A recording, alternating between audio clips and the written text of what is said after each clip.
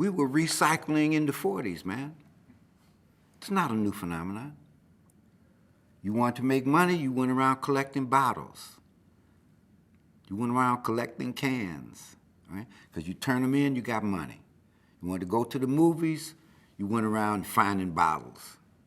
Bottles thrown down on the streets, or you went around people's homes and you said, you got any bottles? People give you their bottles because they're all stacked up on the back porch, whatever.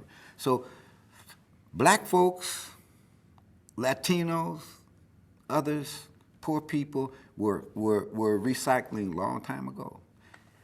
It just got to be even more profound as the level of people's poverty became more profound. But been recyclers. Poor people have always been great recyclers. Black folks have been great recyclers. Black folks are like serious conservationists. What do you think soul food is? It's taking the cheapest, worst cuts of food and with care and seasoning, make it good. Okay?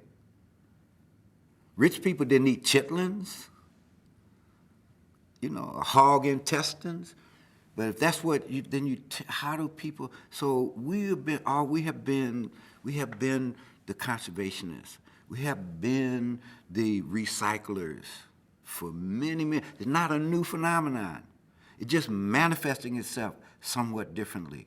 But oppressed people, if you trace the history of black folks, we have been incredible recyclers. We have been incredibly inventive. We have been able to take the worst and make it the best and make that become a wonderful thing. So it was out of that tradition, soul food. That's why all these wonderful seasoning, because it masked the fact that these weren't #1 cut steaks and, you know, other things. So fast forward to now, folks are still using that to survive because they have fewer and fewer opportunities.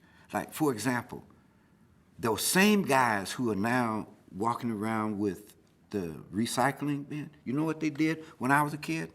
They picked fruit and vegetables. At the corner of 8th and Peralta, at 4 o'clock every morning, a contractor came by with a bus. And the old guys who are now the recyclers, the guys we used to call the old winos, you know, they'd get on the bus with us as kids. And they'd take us to the bean field, the tomato field, the strawberry field, the onion field, the grape fields, the apricot orchards, the peach orchards, and we do piece work. 10 cents a bucket, 15 cents a bucket, 50 cents a box. Well, those same guys, they at least had that opportunity then. They could get on a bus and go out and pick, okay? Go out and pick fruit. And you had to pay the contractor $1. So we all got paid in cash. You pay the guy $1, so he got paid from the person that owned the land, and he got $1 from each of you to drive the bus back and forth, take care of the gas, and you made $5 or $10 or $15 picking fruit. So those guys who are not, they don't have that anymore. That option, there is no bus that comes to 8th and Peralta anymore that allow people to, whether they like the work or not, at least they had the dignity of their own ability to deal with their labor.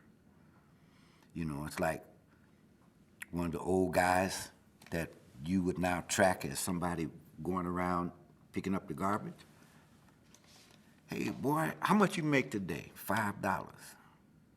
So you don't know how to pick. Now, tomorrow morning, I want you to stick with me. I'm going to show you how to pick this fruit.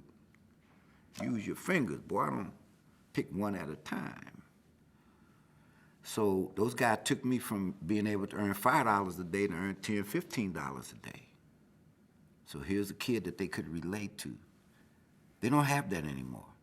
So it's recycling. So the fruit they have to pick are cans off the street, bottles off the street. That's the fruit they have to pick now. That's the piecework they have to do now, because their options have been closed off. Options have been cut down.